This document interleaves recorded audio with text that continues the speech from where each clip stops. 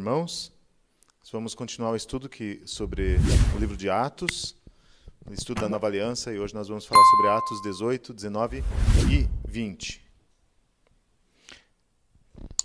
Então, lembrando que no estudo passado nós vimos aquela situação onde Shaul foi para um lado, Timóteo e outros discípulos foram para outro lado, mas não porque eles se dividiram, mas Shaul realmente ele foi ali para Atenas, e Timóteo foi, se eu não me engano, para Macedônia, até que eles se encontram posteriormente, onde nós vamos ver nesse estudo aqui.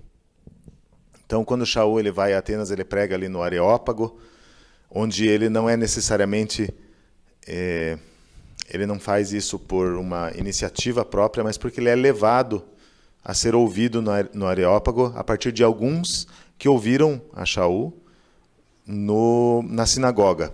E esses eram gregos que ouviram ele e queriam ouvir mais a respeito da salvação em Yeshua. Então levaram ele para o Areópago, onde ele viu aquelas situações de idolatria, daí ele começou a pregar. Ele viu uma estátua, ele faz uma analogia com um Deus invisível, e ele começou a pregar naquele local. E ali Dâmaris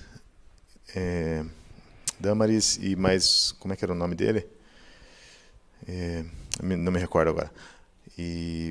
E mais alguns ali que se juntaram a Shaul, e eles creram na palavra de Yeshua. E ele teve bastante êxito para um lugar onde talvez ele mesmo não esperasse ter tanto êxito. Então ele vai ele está em Atenas e ele parte para Corinto, em Atos 18, 1. Em Corinto aparece o nome de uma pessoa chamada Áquila. Apesar de ter um nome, talvez romano, ele era um judeu. Ele era natural do Ponto, na Galácia, e ele era casado com Priscila. Esse é o primeiro momento que aparecem Áquila e Priscila, ou Priscila e Áquila. E Áquila é citado por primeiro, né? Depois fala que ele é casado com Priscila, mas nós vamos depois ver que sempre os textos se referem sempre a Priscila e Áquila. Priscila vem antes de Áquila, nós não sabemos porquê, mas talvez ela acabou exercendo uma importância maior no ministério do que o próprio Áquila. Ele era recém-chegado da Itália, porque Cláudio expulsara os judeus de Roma. Então nós vamos só fazer um remember aqui, lembrando do estudo passado. Ali no ano 49, lembrando que nós estamos ali no ano 50, provavelmente, né? Então eles acabaram de chegar da Itália, em Corinto. Mas por que eles chegaram? Porque no ano 49, o quarto imperador de Roma, Cláudio, publica um decreto pelo qual todos os judeus seriam expulsos de Roma. E a causa dessa ordem foram, segundo relata Seutônio, os frequentes motins a que se entregavam os israelitas. No caso aqui, os judeus incrédulos, instigados por um certo Cresto, falando de Cristo ou Yeshua, se como é possível, há nas palavras daquele historiador confusão de crestos com cristos, a causa dos tumultos pode ter sido a oposição judaica aos cristãos de Roma. É uma possibilidade grande. Então, eles chegaram em Corinto e Shaul vai vê-los. Eles tinham a mesma profissão, eles eram fabricantes de tendas e passaram a trabalhar juntos. Priscila e Áquila, eles são um exemplo de judeus messiânicos a quem Paulo se referiu em Romanos 11. Né? Então, eles eram realmente porque... Parte da carta de Romanos ela foi escrita exatamente para aqueles, como o número de gregos e de gentios, de pessoas advindas do paganismo estava crescendo muito, então havia a possibilidade de eles começarem a achar que as promessas não eram mais para Israel, mas que eram somente para os gentios, né? E de repente se apoiarem ali numa teologia de substituição, o que infelizmente acabou acontecendo depois. Então em Romanos 11...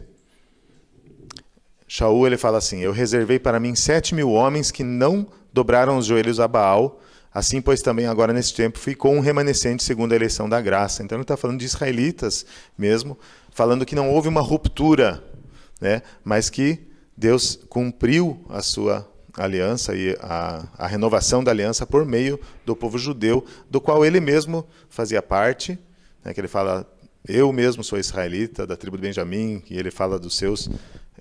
da sua descendência, e Priscila e Áquila se encaixam exatamente nesse grupo de judeus crentes em Yeshua, que não era pequeno. Lembrando, né, sempre trazendo à memória que mais de 5.000 homens, nós temos o relato, já se encontravam ali no começo, ali em Atos 4 e 5, né, no começo da igreja, então já tinha 4, 5.000 judeus crentes.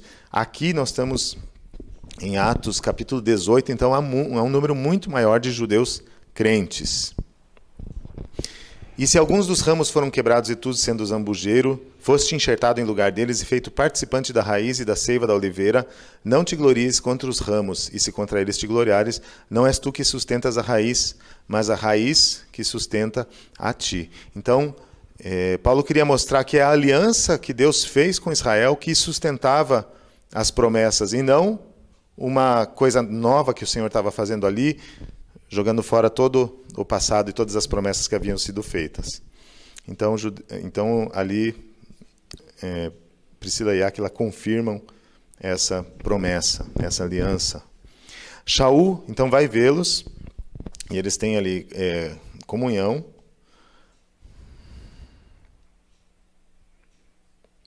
E lá em Corinto, morando com eles, né, trabalhando junto, Shaul continua indo todo o Shabat nas sinagogas para debater com judeus e gregos. Naquele momento, Silas e Timóteo chegam da Macedônia, e o texto dá a entender que aquilo fortaleceu bastante a Shaul. Nós vemos muitas vezes Shaul dando muita importância aos talmidim, aos discípulos, que não é uma obra, porque Shaul ele parece realmente e ele é um herói da fé, mas ele dependia muito das pessoas que estavam do lado dele, né? E ele parece que ele fazia essa liderança ser plural, ele tinha esse desejo, né, de constituir mais líderes, de estarem mais fortalecidos, até seguindo o princípio da palavra, que é melhor serem 2 do que 1. Então era uma carga muito grande para ele tomar sozinho. Então ali ele talvez se sentiu encorajado pela volta de Silas e Timóteo, que chegaram de novo, que eles tinham se separado lá antes, e ele começa a dedicar-se exclusivamente ao anúncio da mensagem. Ali no texto original fala que ele se consagrou à palavra de Deus e pregava ousadamente que Yeshua é o Messias. Ali judeus incrédulos se lançam contra Shaul, insultando-o. E ele fala assim, que o sangue recaia sobre vocês, da minha parte, de agora em diante irei para os Goim. Apesar de Shaul ter falado dessa maneira, e ali tendo uma chutzpah, né? Falando assim de maneira assim, muito veemente, nós vamos ver que depois ele continua seguindo o princípio de primeiro ir nas sinagogas. Mas ali naquele momento ele falou, talvez ele começou a perceber esse chamado também para com os gentios. Esse termo, sangue recaia sobre vocês, fala de responsabilidade. Nós vemos 3 referências, ou tem até mais referências, mas eu vou citar 3, que fala assim, em Ezequiel, ou em Josué 2,19, fala assim, naquela situação de Raabe, onde ela despede aqueles homens dos muros de Jericó, e aí eles falam para ela colocar cordão vermelho na casa dela. Aí fala assim, será pois que qualquer que sair para fora da porta da tua casa, o seu sangue será sobre a sua cabeça, e nós seremos inocentes. Então ela era para que os familiares dela poderiam chegar na casa dela, e aqueles que ficassem dentro e não saíssem, eles seriam inocentes, e o seu sangue será sobre a sua cabeça. Mas qualquer que estiver contigo, perdão, eu falei errado. Qualquer que sair para fora da tua casa, o seu sangue será sobre a sua cabeça. A responsabilidade é tua. Você saiu da casa de Raabe, a responsabilidade é tua e o sangue seja sobre a tua cabeça. Mas qualquer que estiver contigo em casa, o seu sangue seja sobre a nossa cabeça. Então eles colocaram a palavra deles como penhor. Então era uma maneira do judeu se referir, nós vemos essas referências sobre o sangue ser sobre a cabeça bastante vezes na palavra, como em Ezequiel 33:4. Se aquele que ouvir o som da trombeta não se der por avisado e vier a espada e o alcançar, o seu sangue será sobre a sua cabeça, falando também de responsabilidade. E naquela citação de Pilatos, onde Pilatos lava as mãos, ele fala, respondendo todo o povo, disse, o seu sangue caia sobre nós e sobre nossos filhos. Aquele povo, aquela multidão ali de judeus e de gentios que estava ali a favor da morte do Mashiach, ela estava de tal forma entregando Yeshua e ela estava num tal estado de torpeza que ela falou assim, seu sangue seja sobre nossas cabeças, mas vamos entregar esse homem à morte. né? Claro que há historiadores aí com viés antissemita, infelizmente eles usam esse termo para falar como se o sangue caiu, ali o povo judeu caiu sobre maldição, né? E o próprio Yeshua, quando ele está no madeiro, ele fala: Pai, perdoa-os porque eles não sabem o que fazem. Nós vamos ver que, como há inúmeros judeus que foram incrédulos, há inúmeros judeus que creram no Mashiach. Então essa é uma afirmação falsa e que deve ser considerada como um erro. E para pensar ali, certamente a experiência recente de Shaul lá no Areópago, em Atos 17, tendo frutos entre os gregos no seio do paganismo, mexeu com Shaul, tanto para pregar mais efusivamente para o seu povo, os judeus, destinatários das promessas. Então ele falou, bom, se esse pessoal, se esses filósofos aqui que não sabem nada de nada da fé, se eu conseguir algum fruto ali, quanto mais eu vou pregar entre o meu próprio povo, a quem são destinadas as promessas. E então Shaul, por isso que ele prega com mais veemência ali, quando os dois discípulos, quando Timóteo e Silas chegam da Macedônia, então ele começa a pregar mais efusivamente ali entre os judeus, nas sinagogas, e ele também começa a entender também, começa a ser revelado gradativamente para ele a missão entre os goim, entre os gentios, uma missão orquestrada por Deus por meio do seu Espírito, né? Então esse chamado de Shaul, eu particularmente creio que ele não foi dado de uma vez, mas ele é dado na medida que ele vai obedecendo e o Senhor vai descortinando a obra que Deus tem para ele. Então Shaul vai à casa de Tício, vizinho da sinagoga. Nós estamos em Atos 18, 7.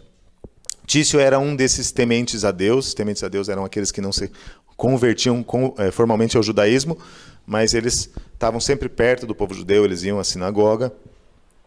E eles se consideravam, eles também eram atraídos pela nobreza do culto, pelo culto ao Deus único. E esse Tício recebeu Yeshua e ele abriu a sua casa a Shaul. E Crispo, o chefe da sinagoga, e toda a sua casa depositaram confiança no Mashiach Yeshua. E eles foram imersos, foram batizados. Outros diversos coríntios são batizados.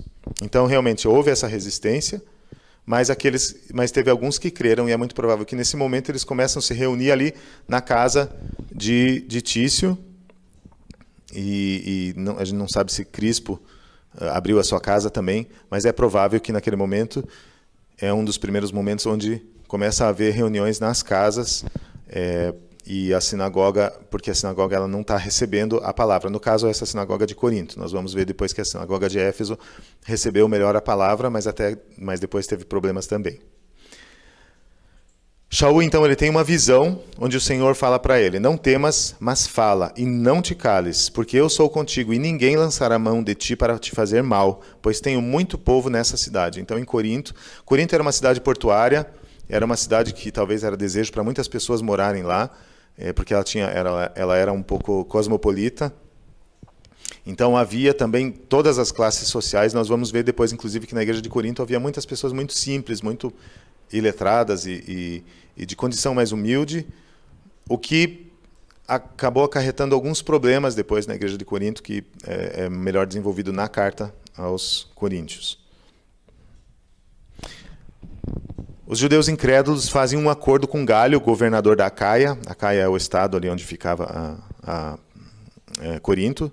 E eles levam Shaul ao tribunal. Este homem está tentando persuadir o povo a adorar a Deus de uma forma contrária à Torá. Então Shaul, ele quer se defender, mas o governador logo fala: olha, se vocês judeus estivessem apresentando queixa de algum delito ou crime grave, seria razoável que eu os ouvisse. Mas visto que se trata de uma questão de palavras e nomes da sua própria lei, resolvam o problema vocês mesmos. Não serei juiz dessas coisas. E aí aqueles judeus incrédulos pegaram ali o Sóstenes, que era o líder da sinagoga, que provavelmente entrou no lugar de Crispo, e eles espancaram ele ali. E Galho não demonstrou nenhuma preocupação.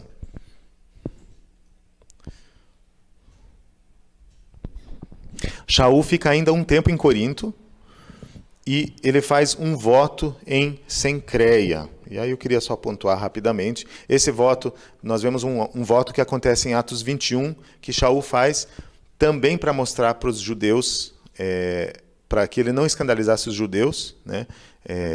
porque era natural ele fazer voto, mas ele também não queria escandalizar os judeus que estavam dizendo que ele estava abandonando a Torá. Mas nesse caso ele faz um voto com Áquila. Parece que Áquila participa desse voto. O texto ele é dúbio, ele dá a entender que ou Paulo fez sozinho ou Áquila participou disso. Mas ele faz um voto, poderíamos dizer que é parecido com um voto nazireu, porque ele rapa a cabeça, mas é um voto que não acontece em Jerusalém. Então, talvez seja uma espécie de voto diferente. Mas o que nós podemos pontuar é em Atos 24:14 e Atos 22:3, onde Shaul confirma que ele não deixou a Torá, mas que ele continuava guardando a Torá. E ele fala assim: mas confesso-te isto, que conforme aquele caminho que chamam seita, assim sirvo ao Deus de nossos pais, crendo em tudo que está escrito na lei e nos profetas. Quanto a mim, sou judeu, nascido em Tarso da Cilícia, e nessa cidade criado aos pés de Gamaliel, instruído conforme a verdade da lei de nossos pais, zelador de Deus, como todos vós hoje sois. Então, Shaul, depois de fazer esse voto, ele vai à Síria. Cencreia ficava ali a 8 quilômetros, mais ou menos, de Corinto. E ele, depois disso, ele deve ter voltado a Corinto, e ele vai à Síria com Áquila e Priscila. Eu coloquei por minha conta o Áquila na frente da Priscila, mas geralmente é Priscila e Áquila que aparecem mesmo. Ele deixa eles em Éfeso com a intenção de viajar para Síria, né? Mas para viajar para Síria era uma viagem longa, então ele passa em alguns lugares antes. E aí começa basicamente a terceira viagem missionária de Shaul, é chamada de terceira viagem missionária, onde ele vai de Éfeso para Cesareia. Ele passa por Jerusalém, provavelmente ele passa rapidamente por lá, onde ele vai à comunidade messiânica. Ele vai também a Antioquia, onde fica um tempo, e vai à Galácia e à Frígia, onde fortalece os Talmidim, os discípulos.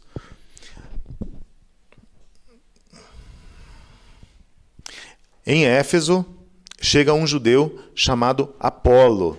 Ele era um orador eloquente, ele tinha bastante conhecimento do Tanar, né, das Escrituras, ele era instruído no caminho do Senhor. É interessante esse termo, no caminho, ele aparece aqui de novo. E é um termo como eram designados os crentes, principalmente, nem vou dizer principalmente os crentes judeus, mas fala muitas vezes, eu acho que 3 vezes, né? Não é muitas, mas fala aqueles do caminho, ou aquele caminho que chamam de seita.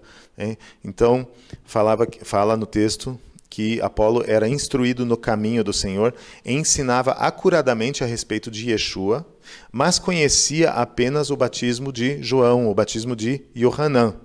Nós já vamos destrinchar isso um pouco mais, porque isso chega aos ouvidos de Shaul. Mas antes disso, quando Priscila e Áquila o ouviram, eles convidaram-no para ir à sua casa e lhes explicaram com mais exatidão o caminho de Deus. Mais uma vez usa esse termo caminho. Então Apolo é enviado a Corinto, onde passa a ajudar os novos crentes, os crentes que iam se achegando, e a refutar de forma poderosa e conclusiva os judeus incrédulos, mostrando no Tanar que Yeshua é o Messias. Shaul, o Paulo, em Éfeso, né? Então lembrando que Apolo ele é enviado a Corinto e Shaul está em Éfeso. Isso aqui acontece bem pertinho uma coisa da outra, essas duas situações. E ele encontra alguns Talmidim, alguns discípulos ali. E Paulo, o Shaul, ele pergunta: vocês receberam o Ruach HaKodesh, o Espírito do Santo, vocês receberam ele quando passaram a confiar? Vocês receberam o Espírito de Deus quando vocês passaram a confiar? E aqueles discípulos falaram: não, jamais ouvimos falar da existência do Ruach HaKodesh. Nesse caso, qual que é a imersão que vocês receberam? Qual o batismo que vocês receberam? A imersão de Yohanan. E aí Shaul responde assim: Yohanan realizava imersões relativas ao abandono de pecado e à volta para Deus. No entanto, ele disse que as pessoas deveriam confiar naquele que viesse depois dele, isto é, em Yeshua. Então Shaul, ele já traz uma versão, né, nós temos que voltar um pouquinho àquele tempo e entender que algumas coisas que nós já recebemos e entendemos hoje, eles não tinham. Então era uma revelação progressiva. E nesse momento Shaul, ele explica aqui o batismo em nome de Yeshua, né, e esse poder que é conferido àqueles que creem por meio do Ruach, esse é o batismo completo, né? Não somente o batismo de voltar para Deus e abandono de pecado, mas sem a presença do Mashiach, ele se torna incompleto. Ouvindo isso, eles foram batizados no nome do Senhor Yeshua, ponto. Quando Shaul lhes impôs as mãos, veio sobre eles o Ruach HaKodesh e começaram a falar em línguas e a profetizar. Eram ao todo uns 12 homens, nesse momento, em Atos 19, 5 a 7. Aí aparece a escola de Tirano, isso é em Éfeso ainda. Shaul vai à sinagoga, estou vendo o relógio ali só para acompanhar o meu tempo. E ele vai à sinagoga e durante 3 meses, então ele tem bastante tempo, de alguma forma, ele é bem recebido, né? Ele consegue durante 3 meses falar com ousadia, debatendo, na versão David Stern está até dialogando, ou discutindo, quando nós vamos ali para o texto original, e persuadindo pessoas a respeito do reino de Deus. Mas, durante esses 3 meses, ou depois desses 3 meses, alguns começam a resistir, né? Começa aqueles burburinhos, aquelas conversas, acho que está estranho o que ele está trazendo, será que é isso mesmo? Será que ele não está falando contra a Torá?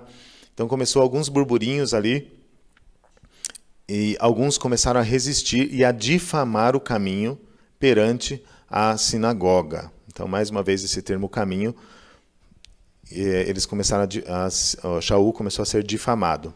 Então, Shaul, percebendo isso, ele se retira junto com alguns talmidim e passa a ensinar na escola de Tirano, dialogando ou discutindo para que todos ouvissem a mensagem do Senhor. Ele fica 2 anos nessa escola de Tirano. Ali nós temos 2 opções. Se Tirano era um grego, um sofista grego, que existem algumas pessoas que supõem que ele era um sofista grego, porque tem um nome de um tirano que aparece em outros escritos, mas não da Bíblia. Mas eu não sei se há base suficiente para dizer que ele era. Então tem essa opção de que, se ele fosse um sofista grego, ele recebeu, ele tinha uma escola particular ali, onde ele abriu isso para Shaul, para ele poder ensinar. Provavelmente ele creu no Senhor Yeshua, e ele abriu ali essa escola para que pudesse ser trazida a mensagem de Yeshua e o ensino da palavra. Uma outra opção que nós temos, que é a tese que o David Stern até usa, ele usa ali a Yeshiva de Tirano. Está escrito errado ali, tá? Yeshiva, vírgula L é Yeshiva. Então, ou ainda uma Beit Midrash, uma casa de estudo judaica que foi aberta ali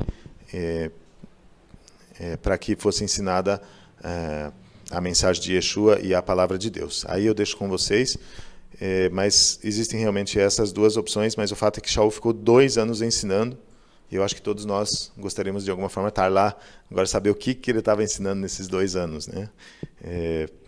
Então eu pelo menos eu queria ser nem que fosse ali um passarinho ali para sentar na janela e ouvir.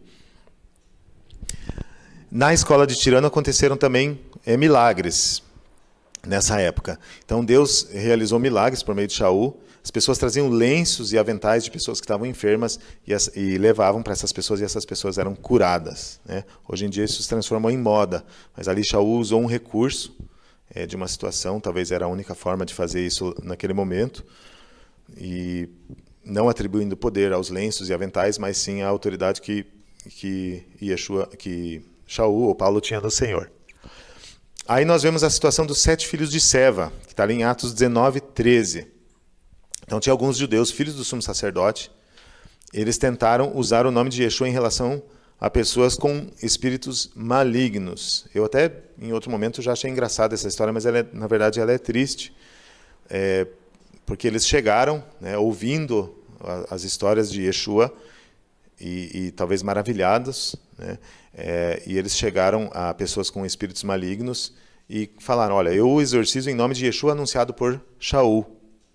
E esse demônio, na vida da pessoa ali com espírito maligno, esse espírito maligno falou: conheço Yeshua, sei quem é Shaul, mas vocês quem são? E aqueles 7 voltaram para casa nus e sangrando. Então, só que essa história, ela gerou eram 7 homens, gerou muito temor na igreja, e ali as pessoas começaram a trazer as livros ou pergaminhos de ocultismo, porque isso era muito forte na época, né? Como é até hoje ainda, né? Mas esse mundo pagão ele era muito ele tinha muita persuasão no meio das pessoas, então elas tinham aqueles pergaminhos sobre ocultismo, praticavam ocultismo, e mesmo pessoas que já tinham feito profissão de fé em Yeshua não tinham deixado essas coisas. Quando isso aconteceu, então as pessoas elas ficaram com muito temor, aí fizeram ali uma espécie de uma fogueira santa, levaram os pergaminhos e queimaram ali o que valia a 50 mil, não sei se era dracmas, mas assim, muita coisa. Fizeram uma fogueira para queimar aquilo, porque gerou muito temor no povo. E muitas pessoas fizeram ali naquele momento realmente uma teshuvá, um retorno a Deus de fato, né, deixando essas coisas. Então Shaul decide pelo Espírito ir a Acaia, Macedônia e Jerusalém, para depois ir a Roma. Ele envia Timóteo e Erasto à Macedônia, mas fica um tempo em Éfeso ainda. Então, ele decide ir, mas não é porque ele decidiu que ele fosse, né, porque o Espírito mostrou para ele, mas não é porque que o Espírito mostrou que era para ele ir naquele momento ainda. Né? Então, ele ficou um tempo ainda ali em Éfeso, e ali aconteceu um tumulto muito grande no teatro de Ártemis, ali em Atos 19, 23. Um ourives chamado Demétrio convoca uma reunião entre os comerciantes. Por causa dessa situação das pessoas que estavam queimando material sobre ocultismo, isso de alguma forma estava chegando no comércio desse ourives. Então ele reuniu todos aqueles que eram do ramo e ele falou assim: senhores, vocês sabem que temos uma boa fonte de lucro nessa atividade e estão vendo e ouvindo como este indivíduo, Paulo, está convencendo e desviando grande número de pessoas aqui em Éfeso e em quase toda a província da Ásia. Diz ele que deuses feitos por mãos humanas não são deuses. Não somente há o perigo de nossa profissão perder sua reputação, mas também de o templo da grande deusa Ártemis cair em descrédito e de a própria deusa adorada em toda a província da Ásia e em todo o mundo ser destituída de sua majestade divina. Então esse Demétrio ele causou um furor ali no meio pagão, né? Talvez tal qual Josué e Caleb no meio do povo de Israel, eles infamaram aquelas pessoas. E aquelas pessoas começaram a gritar: grande é a Ártemis dos Efésios. E isso virou assim uma frase de efeito que eles começaram a declarar, a gritar, e começou a haver muita confusão. Eles foram para o teatro, ali para o templo dessa Ártemis, e Gaio e Aristarco são arrastados a esse teatro. Os Talmidim não permitem que Shaul vá se apresentar, porque Shaul ele já falou: bom, eu sou a causa disso tudo, eu vou lá. Mas os Talmidim não permitiram. Então no teatro aconteceu um grande alvoroço e alguns nem sabiam por que eles estavam lá. O texto bíblico fala, o Lucas, quando ele escreve: um judeu chamado Alexandre tenta fazer um discurso apaziguador, mas é calado pelas vozes: grande é a Ártemis dos Efésios. Então o escrivão da cidade ele acaba acalmando a multidão, né? Ele tem uma palavra mais ponderada e a multidão se acalma, porque senão ele falou que eles estavam correndo o risco de causarem um tumulto muito maior, que poderia trazer mortes, e era melhor levar essa situação para um tribunal e resolver isso da maneira correta. E nós lembramos do texto de Êxodo 23, 2, onde fala assim: não seguirás a multidão para fazeres o mal, nem uma demanda falarás, tomando parte com a maioria para torcer o direito. Né? Então aquelas pessoas, muitos ali, eles nem sabiam por que eles estavam lá. Passado o furor, Shaul encoraja os discípulos e ele finalmente vai rumo à Macedônia, como o Espírito tinha mostrado para ele. Ele fica 3 meses na Grécia, mas ele tem que voltar para a Macedônia porque ele descobre um complô contra ele por parte dos judeus incrédulos. Nesse momento nós nos familiarizamos também com os nomes de alguns discípulos que o acompanham por alguns trechos. Então, Sópatro, de Bereia, Aristarco, Secundo, de Tessalônica, Gaio, de Derbe, Timóteo, Tíquico e Trófimo, está com letra minúscula ali, da Ásia. Depois, então, eles vão alguns trechos junto com ele. Depois de estar em Troade, Shaul parte após a festa dos pães ázimos. E aí nós temos aquele texto famoso de Atos 20, versículo 7, que o David Stern ele usa no Motzai Shabbat, ou no partir do pão, ali faltou pão, no partir do pão depois do sábado. né? Quando reunidos para partir o pão, Shaul dirigiu-lhes a palavra até a meia-noite. Eu vou abrir o texto aqui.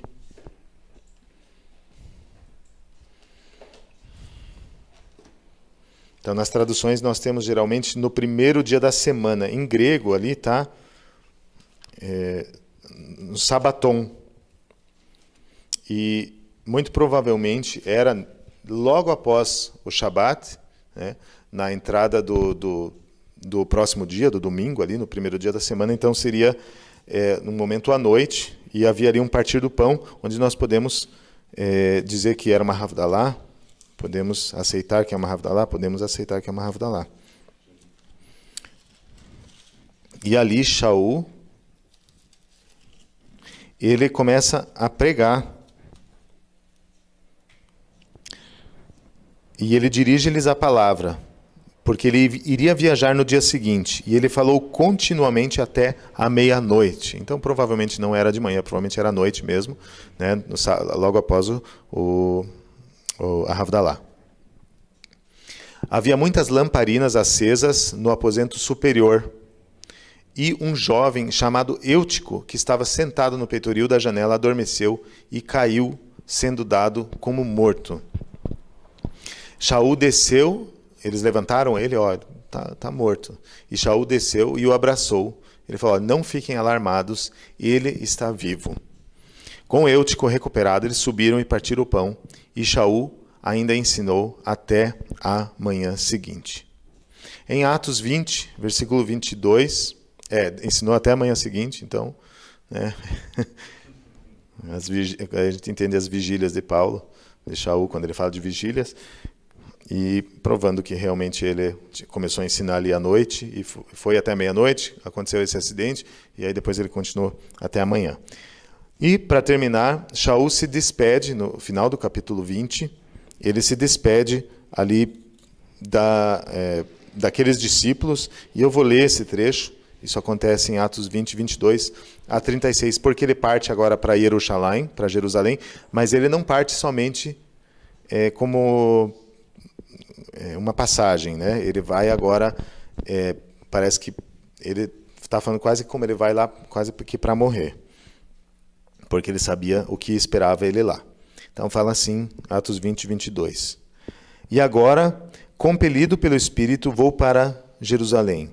Não sei o que me acontecerá ali, só sei que em todas as cidades o Ruach HaKodesh me avisa de que aprisionamento e perseguição me esperam. Então o Espírito já tinha falado para ele.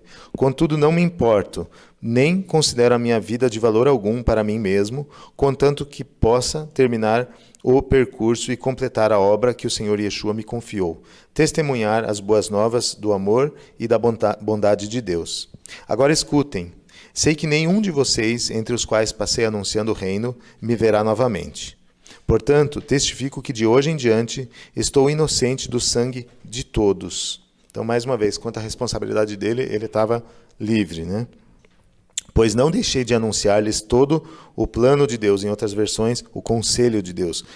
Cuidem de si mesmos e de todo o rebanho sobre o qual o Ruach HaKodesh os colocou como líderes, para pastorearem a comunidade messiânica de Deus que ele obteve com seu próprio sangue. Sei que depois da minha partida, lobos cruéis surgirão do meio de vocês, e eles não pouparão o rebanho. E dentre vocês mesmos se levantarão homens que ensinarão perversões da verdade para atrair os Talmidim. Por isso fiquem alertas. Lembrem-se de que durante 3 anos, dia e noite, jamais deixei de adverti-los com lágrimas nos olhos.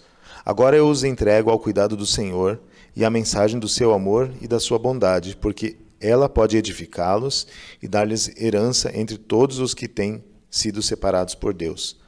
Não desejei para mim mesmo a prata, nem o ouro, nem as roupas de ninguém. Vocês mesmos sabem que estas minhas mãos supriram não só minhas necessidades, mas também as de meus colaboradores. Em tudo dei-lhes um exemplo de que, mediante trabalho árduo, devemos ajudar os fracos, lembrando as palavras do próprio Senhor Yeshua: há mais felicidade em dar do que em receber. Ao terminar de falar, Shaul ajoelhou-se com todos e orou. Eles choraram muito e, abraçando-o, o beijavam para despedir-se. O que mais os entristeceu foi a observação de que eles não mais o veriam. Eles o acompanharam até o navio. Bem, esse é o estudo de Atos 18, 19 e 20.